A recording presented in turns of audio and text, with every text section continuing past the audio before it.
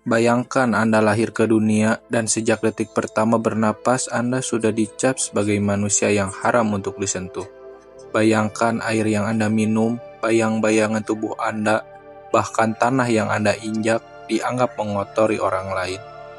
Di India modern, di tengah gedung-gedung pencakar langit dan kemajuan teknologi yang pesat, ada lebih dari 200 juta manusia yang masih terjebak dalam stigma ini. Secara harfiah, Dalit berarti yang tertindas atau yang dihancurkan. Selama ribuan tahun, mereka berada di dalam lapisan paling bawah dalam sistem kasta. Bahkan secara teknis, mereka berada di luar sistem itu sendiri, yang dianggap tidak berkasta, atau kaum yang tidak boleh disentuh. Untuk memahami mengapa stigma ini begitu mengakar, kita harus kembali ke ribuan tahun yang lalu, ke struktur sosial kuno yang dikenal sebagai Parna.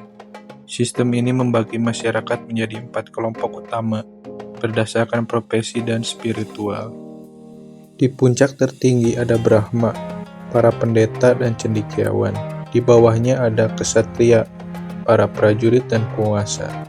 Diikuti oleh Paisya, pedagang dan petani. Di lapisan keempat, ada Sudra, para pekerja dan pelayan. Namun, kaum Dalit tidak termasuk ke dalam keempatnya. Mereka disebut Avarna, tanpa kasta, karena tugas mereka berkaitan dengan apa yang dianggap tidak suci oleh kasta di atas. Pekerjaan kasta Dalit adalah membersihkan kotoran manusia secara manual, menguliti bangkai hewan, dan mengurus jenazah. Sistem ini melahirkan hukum adat yang kejam. Seorang Dalit dilarang menggunakan sumur air yang sama dengan kasta di atas.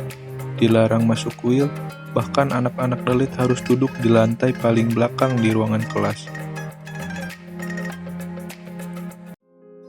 Namun, penindasan selalu melahirkan perlawanan, dan bagi kaum Dalit, cahaya perubahan itu datang dari seorang pria bernama Bhimrao Ramjit Ambedkar, atau yang dikenal sebagai B.M. Ambedkar. Lahir sebagai seorang Dalit, Ambedkar mengalami diskriminasi yang luar biasa sejak kecil. Namun ia mendorong dinding pembatas itu lewat pendidikan. Ia meraih gelar doktor dari Columbia University dan London School of Economics, menjadi salah satu pria paling terpelajar di India pada masanya. Saat India merdeka pada tahun 1947, Ambedkar ditunjuk sebagai arsitek utama konstitusi India. Disinilah ia melakukan revolusi hukum, menghapus sistem kasta secara resmi dan memasukkan sistem kuota atau reparasi. Sistem ini menjamin anak-anak Dalit mendapatkan akses pendidikan tinggi dan pekerjaan di pemerintahan. Secara hukum, kasta Dalit kini setara.